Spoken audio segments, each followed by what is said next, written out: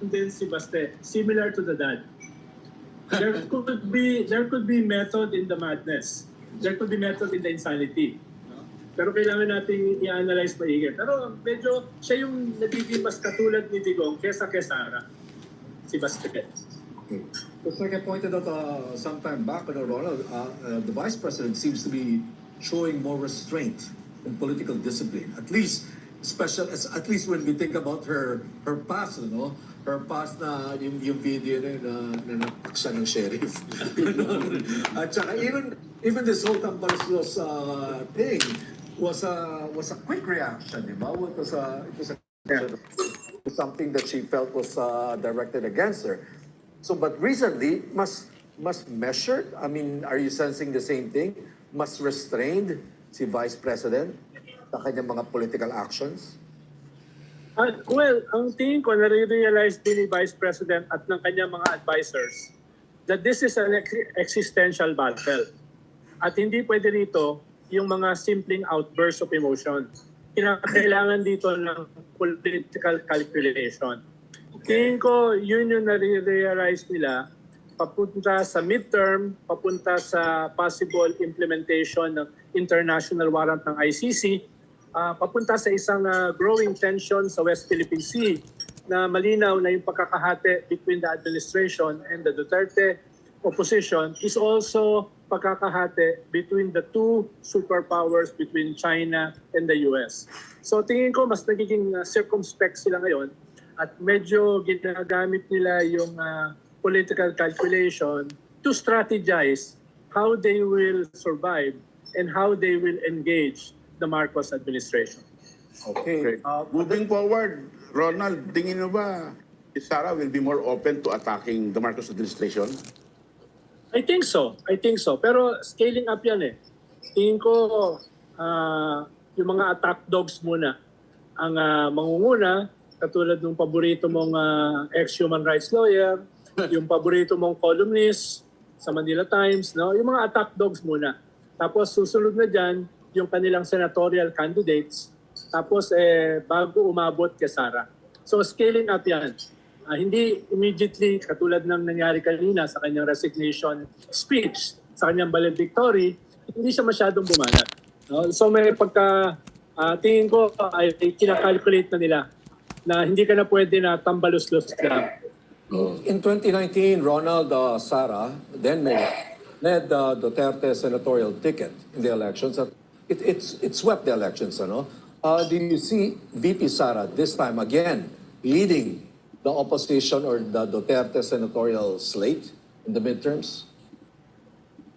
Yes, definitely ang magsisweep ngayon, or at least yung karamihan na maipapanalo, yung administration slate.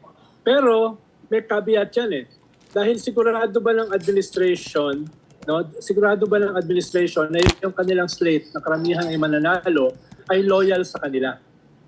Halimbawa, yung presidential sister na malamang kasama sa slate, loyal ba yan sa Marcos government?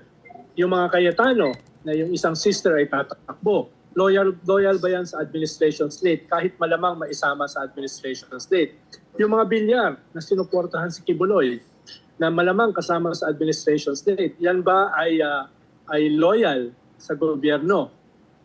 Yung si Bong Revilla na re-electionist sa Lakas NUCD na malapit din kay Gloria Macapagal Arroyo, yan ba ay magiging loyal sa slate? Ang problema kasi ng government slate, wala talagang organic na administration. Siguro possibly yung dalawang tulpo, no? Yun lang yung pwedeng sabihin ng administration na kanila. Pero yung mga political parties na sasama sa Grand Coalition, hindi mo sigurado yan eh. Dahil pwedeng magbago yan ng political loyalty after the midterms. Depende kung sino yung magiging leading sa 2028. Especially, Ronald, if you think that these families, these politicians that you mentioned, they do have lines and relationships with the two sides, with the Dutertes and with the Marcoses, right? The Villars, for example, Arroyos. the sister, right? Parang may linya yan. So, Yung mga lakas. Yes. Ang problema lang, Patrick, medyo existential yung issue because of the elephant in the room, yung ICC.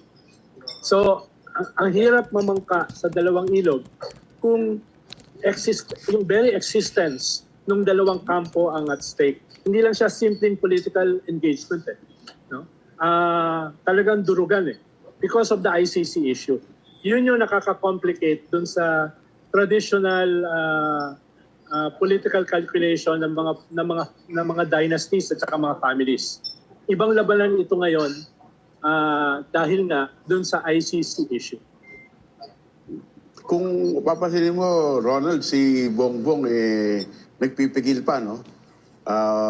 All these recent months, no? Hindi siya ganong bumabalat kay Sara o sa Duterte. Ito kayang event na to would change everything? Well, personality kasi niya, Mogs, di ba? Personality ni Bongbong talaga yung conflict-averse at saka passive-aggressive. Pero nakita mo rin itong mga nakaraang linggo, medyo diretso na yung kanyang atake sa destabilization. Di ba? Yung simula nung speech niya sa PMA several weeks ago, talagang pinuntirela niya yung destabilization plots. At hindi naman yung mga dilaw ang nagde-destabilize. Patlinaw naman kung sino kanyang pinapatamaan. So medyo lumalabas na rin siya sa kanyang comfort zone with these anti-destabilization speeches na dati ay ayaw niya aminin. Okay. Ronald, talking about VP Sara Duterte or the Dutertes as a whole and as a family, we normally see plot twists or political plot twists in their career, no? Alam naman natin yung last minute substitution, etong nangyaring Marcos Duterte tandem, those are plot twists, ano? Do you see the Dutertes, at least Sara Duterte, pulling a surprise, something of a plot twist again anytime soon? Ang nakikita kong possible na plot twist, Patrick, ay baka may isang Duterte na tumakbo for the Senate. Either si Digong o si Baste. Dahil yon, halos sigurado na winnable yon. At pandagdag yan sa leadership ni Sara sa opposition. Okay. Yun ang isang possible na plot twist.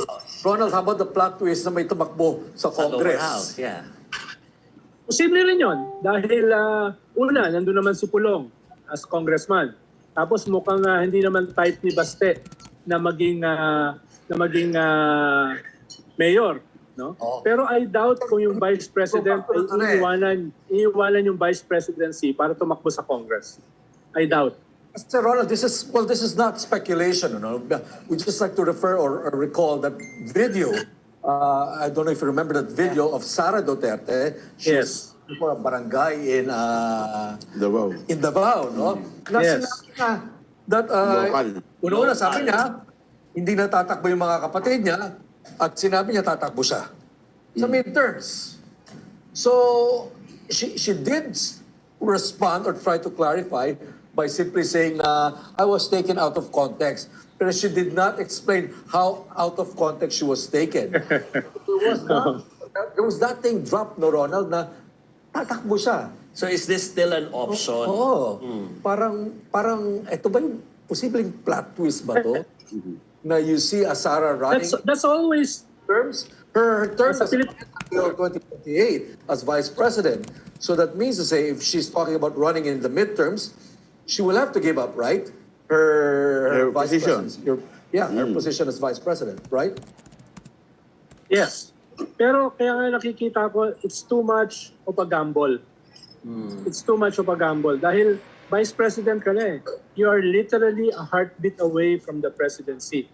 At kahit wala ka ng cabinet position, magagamit mo yan sa isang national campaign as vice president. Dahil you're the number 2 highest official of the land. Kaya in terms of balance sheet, tingin ko ay masyadong risky na bumitaw as vice president at tumakbo sa Congress at labanan yung tinawag mong tambaluslos as speaker. No? Masyadong maraming variables, masyadong maraming if. Tingin ko, bottom line, as things stand, masyadong risky, masyadong malaking gamble na mag-resign as vice president and to run as a congresswoman. Baka nga option, no, Patrick, kasi parang isa ring option kung magpapatakbo ng isa pang Duterte or from their from their party sa Senado, pwede na sila maging swing vote kung nagkakaroon na ng mga 4, 5 or 6 Duterte leaning senators. Well, yes. Pero ito lang, Ronald, what's her political future if she decides to stay on as vice president and leader of the opposition? Is there a better political future there? Well, tingin ko, with limited options, yun pa rin yung best option para sa kanya. Inuulit ko, very risky at napakalaking gamble na mag-resign as vice president to run for a position like Congress. Very risky. At yung returns ay hindi ganun kasigurado. Isn't this what the Dutertes normally do, Ronald, no? Defy conventions and take risk and gamble and... Yes. So... Yes. Pero calibrated yung yung moves ng mga Duterte. Tsaka, I don't think na you can topple Martin Romualdez in the House. He has so much control. Eh naku, marami rin plot twist doon. Sabagay. Alam mo naman sa House of Representatives. Pero alam mo, that's an interesting point na pwede natin pag-usapan. Pero we need just to take a break. So you're still watching Storycon on One News. We just need to take a break and we'll be right back for more discussions about this big story about the Vice President's resignation sa Marcos cabinet. We'll be right back. This is the Story Conference Group or the Storycon Group.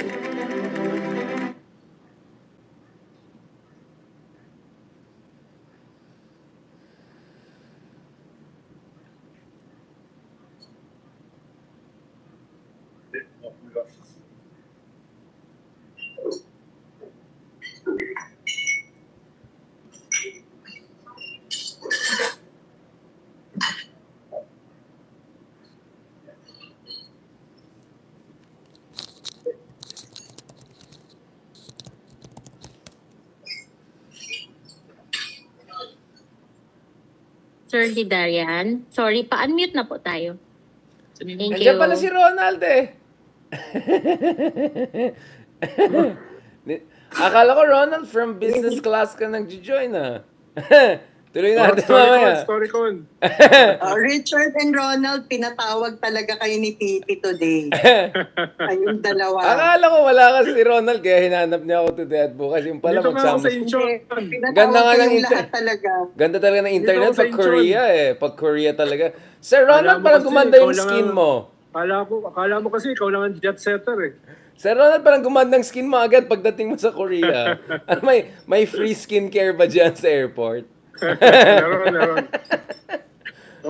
Puro makikinis yung Koreano rin. Balik ka na, Sir Ronald. Baka magkukudata na. Okay yan, Baka baka makatakas ako. Baka pag-landing mo na, iba na yung rehimen sa Pilipinas. Mag-exile ka na, Sir. Parang suspicious. Naghahanda ako doon sa Ayungin eh. Biglang Kaya resign nga yung idol mo eh. Sir Ronald,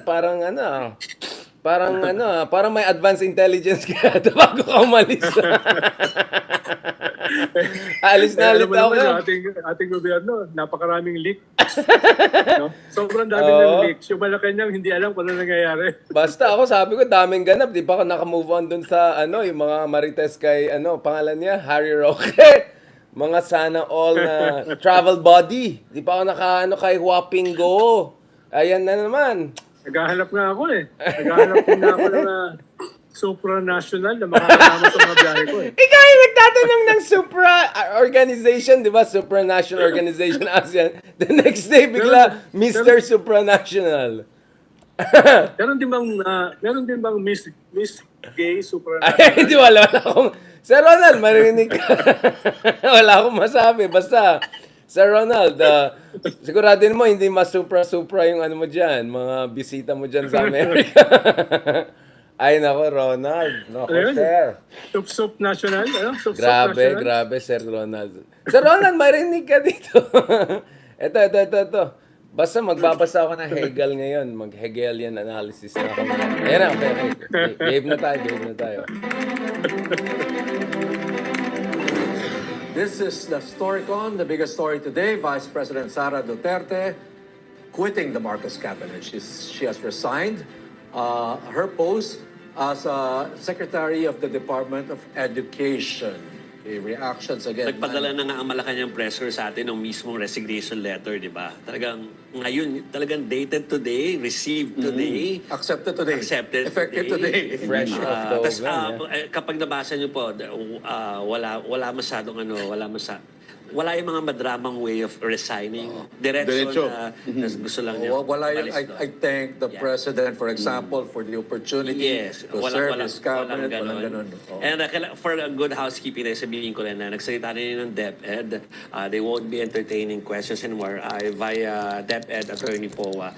They won't be entertaining any parang questions about the political side of this. They will just entertain questions about the transition and not anything political starting today.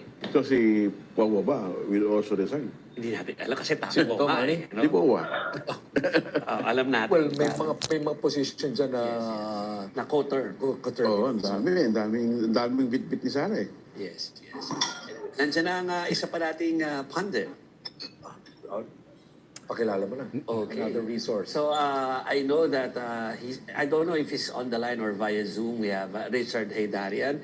Richard, via Zoom, will be able to see his face when he gives out his reaction to the big story today. Hi, Richard. Daming ganap. Kamusta guys? Kakabalik lang natin. Di ba ako nakamove on sa Huaping, Go, at saka yung mga Mr. Supranational mga updates. Eto na, no dull moment in the Philippines. So, good to be back. Yeah. Andiyan pala, Patrick, yung tunay na resident political pundit. Nagparinig yung isa. So Richard, go ahead. Your first reaction lang nung nalaman mo na kasi ngayon lang naman talaga nangyari lahat eh. Nagbigay ng resignation ngayon, tinanggap din ngayon. Your reaction. I'm totally shocked. I mean, this is the most shocking development in my life. I went back to my Hegel, what is rational is real and what is real is rational. In short, this was inevitable. Diba? If you have followed yung mga sinisulat natin, mga sinasabi natin over the past 2 years, I think 400 vlogs I did with Ronald, among others. Yan ang inabangan namin na kailan mangyari yan. So I always saw this as a kind of a boiling frog phenomenon. And I think one side of the story realized na before sila maluto, they have to jump off, diba? The pan, diba? And I think this is the jumping off the pan situation. But if this were a Mexican standoff, wala naman fire shot. Kasi if you look at the press conference that Sara Duterte gave, correct yung sinabi mo, no? She didn't say anything incendiary. In fact, it was as malumanay as Leni's resignation or forced resignation from the Duterte cabinet. Do you remember? I mean, I'm not saying na may element of deja vu here, but when Leni was forced out of the cabinet, people were expecting her to go guns blazing and attacking the administration, pero sobrang malumanay siya. Interestingly, Sara Duterte, who has been known as her father's daughter, for, of course, reasons that we all know, she also took a very similar stance and saying na ang ginagawa niya dito is para sa malasakit sa bayan, and essentially she doesn't want to make a big deal out of this. But my understanding, and this is what Ronald also has been saying for a while, probably this is just the opening shot, no? Could be a long drawn and very ferocious fight between the two big houses of Marcos and Duterte. So now it will be very difficult for Marcos to pretend that everything is fine and dandy. And I think Sara Duterte the other week saying that the unity was nothing but essentially a tactical alliance for elections should have given us the warning na mangyari na itong resignation. I would also say that there could be let's be honest, operational and administrative reasons. I mean, kung wala kang tiwala sa isang cabinet member at sa tingin mo itong cabinet member na yan ay ibang pagtingin sa ating foreign policy, sa US-China relations, not to mention, may ibang pag-iisip pagdating sa anong mga pangangailangan sa bansa. If you're Marcos, are you confident having that person in the cabinet when you're having very sensitive national security conversations? I'm sure Ronald can say more about this from live from saan ka ba, Ronald? But my understanding is it also makes administrative sense. There's no sense for you to be in the same cabinet if there's no longer that level of trust, especially now na pinag-usapan natin potentially a war with China as things get really, really tense dyan sa West Philippine Sea. Liwanag mo lang, Christian Kimani Mugato, sino si Hegel? Si Richard. Si Richard, ay, Ronald, wala na. Unfriend na kita ngayon sa Facebook. Sorry. Okay lang yan, jet lag yan. Naka 4 hours flight lang, may jet lag na. But you get what I'm saying. So I think this is the situation we're looking. Obviously, honestly, I'll say, when it comes to Duterte, tama naman si Sir Manny Mugato na in sense that, you know, they're known to be calibrated. I think Patrick was also right to say they are always trend setters or they defy always conventional wisdom. But at some point, they're gonna meet their limits, diba? And I think this is not the case of them this is not a result of a very carefully calculated situation by the Dutertes. I think Duterte, the father, was expecting huge upheaval, huge backlash against Marcos earlier this year once he went gun blazing. Hindi nangyari yan. And I think if anything, tama si Ronald, medyo, let's be honest, medyo desperation mode ng mga Dutertes. So I think they're really cornered right now, and they may look for unconventional responses, including potentially resigning and going for another office to protect their rear in Davao. Well, I tend to agree more with Ronald when he says that the method of the Dutertes is really madness or confusion or the lack of method. Parang mas ganun eh. Rather than something really deliberate or calculated. So this could be just a reaction too from the part of the Vice President, who apparently or obviously has been seeding this past years, with everything that has been happening or done to her, at least in her point of view, starting with yung pagtatanggal kay Congresswoman Lore Arroyo, which obviously she took as an attack against her. That's why she responded very harshly. And the next step was removing her confidential funds. So you can see, and all throughout, I mean, after that outburst over Tambalas laws, all throughout, she kind of kept tried to show some restraint. Baka nag-build up eh. So may pag-build up na nangyayari leading to this. And maybe this is not the end of it. But Oh, absolutely. It's not the end of this, and I think what we're also seeing here, I'm sure Ronald also has his take on this, but no, let's be honest. There were many times na we could see that the Dutertes were overshooting in a sense that there was an element of political hubris. I think they overestimated themselves, and immediately I think the rough texture of reality hit them. And I think now they're coming to terms with that. Let's not forget, just a few weeks ago, Baste, who Ronald correctly pointed out as potentially the next Zion, who could be running, may glamour photos na yata siya ngayon, so probably is preparing for the Senate. He also said, gusto niya ng peace, so medyo nag-raise sila ng white flag. I don't think that means the end of the story. That means that medyo nagsisink in sa mga Dutertes, that the walls are closing in on them, and we're not even talking about the ICC situation, not to mention the dynamics of elections, which clearly right now are in favor of the administration. Maski si Duterte, sumisip lang eh. Sumisip ko sa kanyang statement, di ba? Paiba-iba. Halos kasabay ni Baste. Naglabas naman ng feeler si Duterte na supportive siya sa Marcos government at hindi siya kumokontra kay President Bongbong Marcos. At the same time, bumanat naman si Baste uli kay BBM after a few weeks back ay nagbabackpedal na siya, di ba? So kung titignan mo at a glance yung mga ginagawa ng mga Duterte, malilito ka. So kailangan mong i-deconstruct na maigi. At yan yata yung trabaho ng political analyst katulad ni Darian, na i-deconstruct yung mga pangyayari na yan. At pumunta talaga doon sa sustansya ng kanilang strategy. At tingin ko ngayon, nakikita na natin yung strategy. Baka may ilang gising isang araw, kaya ganun, bumalik.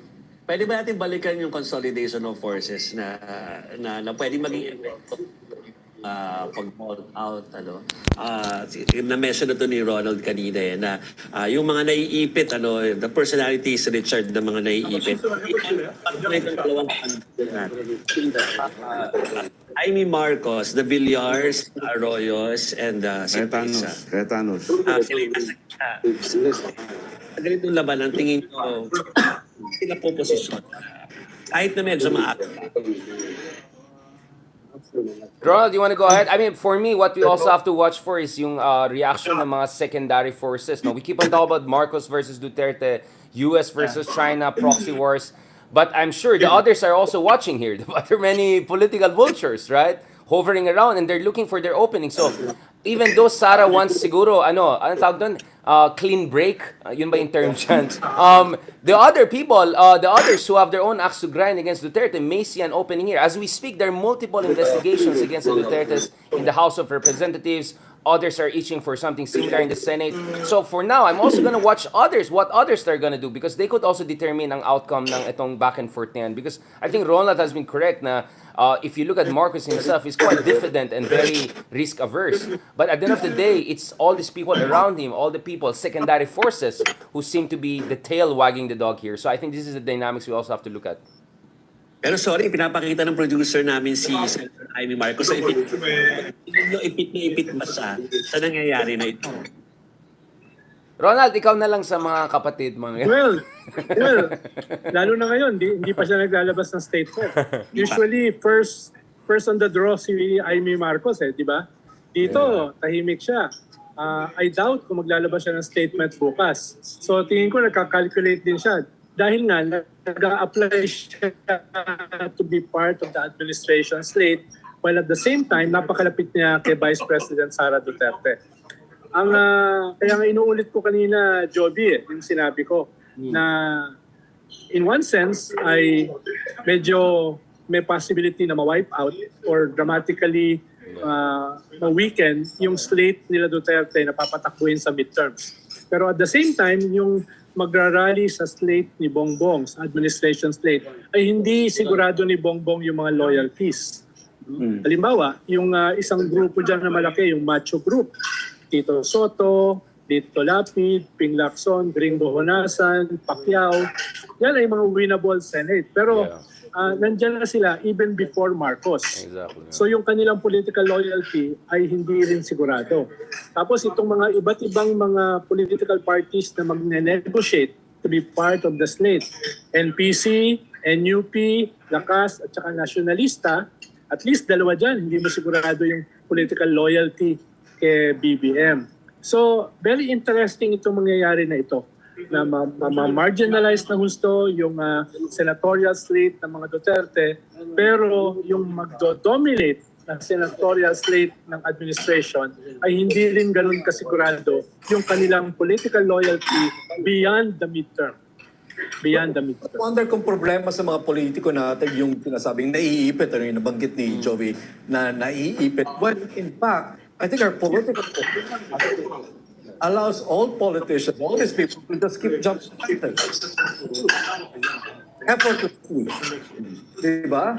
Parang madali lang naman para Yeah, Patrick, I mean, I think that's the default, right? Master navigator sa mga politiko natin. It's the consistency which is what's difficult for them. And I think Amy Marcos is a very seasoned politician, and I think she has enough rhetorical and political dexterity to navigate her way through this. But yeah, I think, correct si Jover, na if there's anyone who's pinaka-squeezed in between dito, is definitely Amy Marcos. Because we keep on talking about Marcos versus Duterte, Marcos versus Duterte. The moment you mention Amy Marcos, biglang, it's not so clear-cut, isn't it? Yeah, so I think that would be also something to look at in the coming months and all. And the race in the Senate, Ronald is correct, is very, very tight. Even si Amy Marcos, medyo alanganin siya. If you look at it, she's definitely not in the safe zone.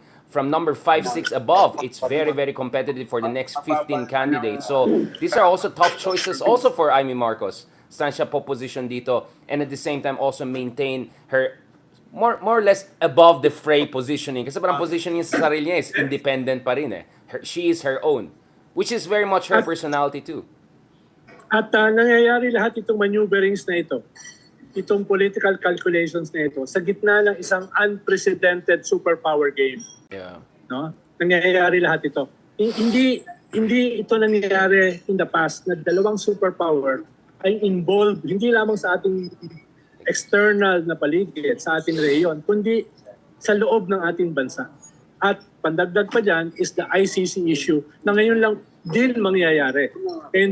So yung dalawang variables na yan, ngayon lang mangyayari sa gitna ng traditional na maneuverings ng mga dynasties, political families, at political parties. Yun yung nagke-create ng bagong dynamic. Tama tayo na yung mga dynamics na yan ay hindi naman bago. Dati na yan eh.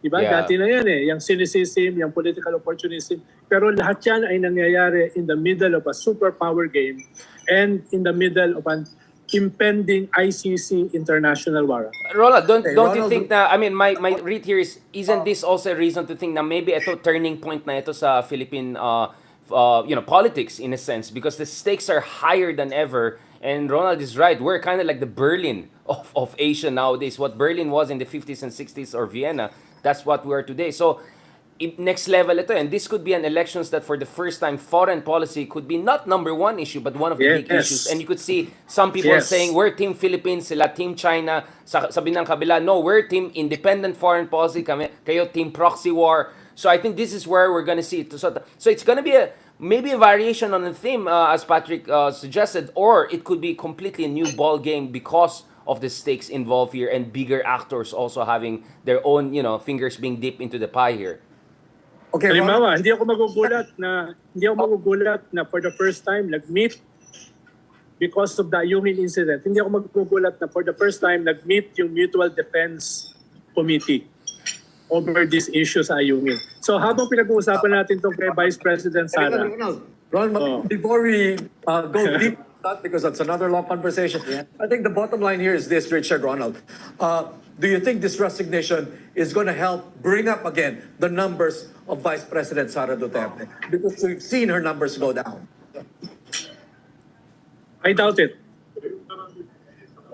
Okay, quick answer, Richard. Yeah, Pero I sabi doubt ko it nga too. kanina, Patrick, Yeah.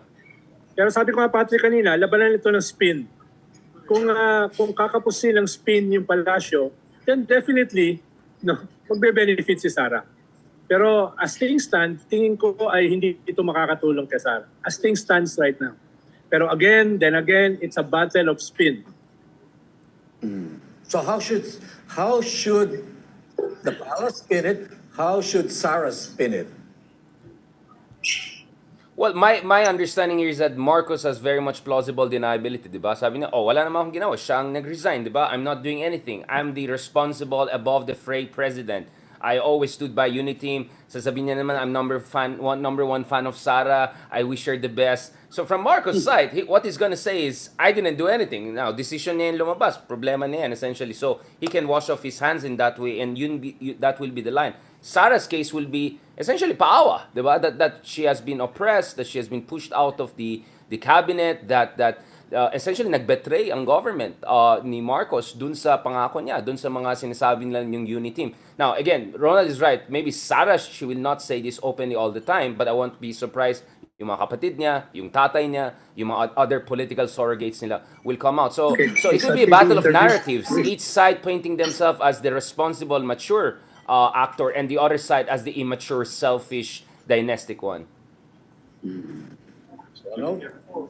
May gusto kong dagdag, Ronald. Wala na. So, medyo napagalitan ako dito. Nagigay ko ako. Saan ka ba talaga? Ay, tingnan sa Amerika, no? Sa Incheon. Sa Incheon. Sa lounge. Ang ganda ng skin ni Anyway, Ronald. Well, ang sabi ko nga kanina, Patrick, Joby, Manny, pwede gagamitin ito nila Sara to consolidate not only organizationally their base, but also to consolidate their message. Sa ngayon kasi, minsan yung messages nila contradictory eh. Iba yung sasabihin ni Digong, iba sasabihin ni Harry Roque, iba sasabihin ng Vice President. Tingin ko ngayon ay meron chance sila to have a very compelling, consolidated narrative. At tingin ko, yun yung posibleng maging positive sa resignation ni Sara, kung magagawa nila yon. Dahil ang hirap din kasi kontrolin ng tatay. No? Kaya kung si Sara na magli-lead, and they are not only consolidating the base, they can consolidate the narrative, then it can be positive for them. Well, we have to wait for Digong, no? To say what really the reason for Sara's resignation. Kami sabihin si Digong. Actually, ang hinihintay ng netizens, I was monitoring, kung walang inaasahan na bombastic from the Vice President, pero Si Digong. may inaasahan tayo kay former President. Yeah. Digong. Right? Richard, Yeah, I'm waiting for the fireworks. Yeah. I think my division of labor na eh. Good cop, bad cop dito eh. So tignan din natin kung magre-respond si First Lady if ever inattack yung kanyang asawa. I think we know the battle lines if ever. Yun ang mas magandang abangan ni First Lady. Okay. Yes. You know, kailangan namin, maganda sana na ibang topic with the three of you here, no? Kasi meron tayong security issue, pero ano pa, security na dapat pag-usapan, ano? So, as we'll be busy. Pero next Natabunan time, na, Manny. Natabunan na siya. Natabunan yung incident sa Biglang UAE. dumating si Sara eh. And ayaw naman namin na si Tito Ronald ay masipa palabas ng kung anumang venue sa nakaupo ngayon dyan. So let's thank our two pundits for joining our discussion today about the resignation of Vice President Sara Duterte from the Marcos cabinet. Thank you, Richard. Thank you, Ronald. Salamat. Kansamida. Kansamida. Salamat. Ayan. Mga kameta, nagkaroon tayo ng spontaneous R&R kasi paras kami nandiyan. Akala ko wala si Ronald, kaya sabi ko, sige, ako na lang mag-replace sa kanya today doon sa natin, joint show namin. If in effect. So, in fairness kay Sir Ronald, talagang very dexterous. Sumali siya kahit nandun siya sa airport transit. Talagang hey Darian style talaga ito si si Ronald. So go lang ng go. But ang ganda, I think I'm super ganda yung combinations in the sense na definitely I'm gonna watch out for what Tatay Digong is gonna say in the coming hours. At the latest, if not coming days. And then of course, panoorin din natin na anong gagawin naman yung mga ibang secondary actors, yung mga nasa Kongreso, sa mga Senado, yung mga Mindanao politicians na they have their own axe to grind against the Duterte. So, guys, this is gonna be interesting. I'm definitely looking forward to analyzing and breaking down yung mga pangyayari. So, alam ko kahapon medyo nagdrama ako ng konti na yung iba parang na-misinterpret nila. Of course, hindi ko sinasabi na dahil lang yung mga kasama ko ay nag-abroad na at ako yung nanatili dito ay may isa sa amin ay mali or biktima. No, of course not. Obviously, everyone has a right to choose the best place for themselves. And marami sa ating mga followers dito ay mga kababayan natin based abroad who love their country, who support us, who want to be there for us. So I'm really, really indebted sa mga Filipino-American friends, Filipino-Kiwi friends, Filipino-Japanese, Filipino-Korean, yung mga galing na gitnang silangan, mga OFW natin, mga kapatid. So, just to be clear, hindi ko sinasabi na, I was just making a little bit drama na here, pero definitely guys, I think all of us in one way or another, mahal na mahal natin ang ating bayan. And, aminin ko, kahapon inisip ko yun, parang maboboard yata ako abroad pag hindi na ako based sa Pilipinas or something. I mean, practically half of everyone nasa abroad tayo for speaking engagements. Hindi naman tayo major vlogger. Hindi naman tayo ay mga international law expert katulad ng iba. Hindi naman tayo mga super influencers. Pero, inimbita lang naman tayo ng mga top universities and top think tanks all around the world. By the way, bayad nila yan. So, because maybe you're important enough kaya inimbita tayo. Baka kasi may sense akong sinasabi. Hindi lang ako nag-vlog lang or nagra-rant or hanash lang online. Medyo nagsusulat tayo ng mga journal articles, medyo mga libro.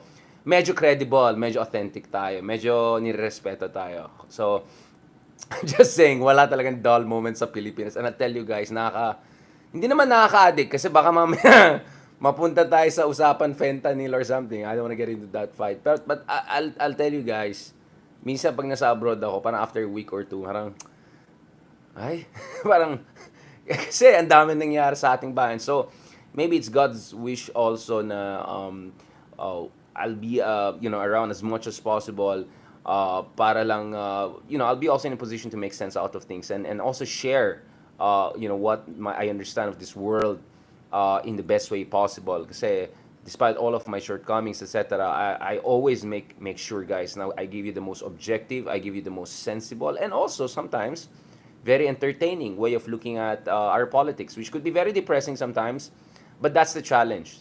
That's the challenge. Now, ibang usapan na kung mamaya gusto natin maging more directly involved, but to be honest, at this point in time, mahirap yung politika natin. I mean, guys, you can say everything, but medyo may mga convictions tayo sa buhay. So, I hope we reach a point whereby we have a large enough middle class at pag tatakbo kang elections, pwede ka mag-raise ng funds na hindi ka reliant on anyone, na oligarchs or dynasties, ganun. So sana papunta tayo dyan. So I really also hope the Philippines keeps on improving, getting wealthier, bigger middle class, more critical thinking in terms of politics. Kasi para balang araw, kung iba sa atin ay gusto maging involved sa politics, hindi tayo aasa sa suporta ng kung sino-sino. Para pwede tayong umasa sa mga kababayan natin na naniniwala sa good governance, a better Philippines or better future. So in the meantime, yun po yung maliit natin contribution sa ating minamahal na bayan, which is to lay down the foundation of a more prosperous, critically thinking, politically mature, and democratically progressive country.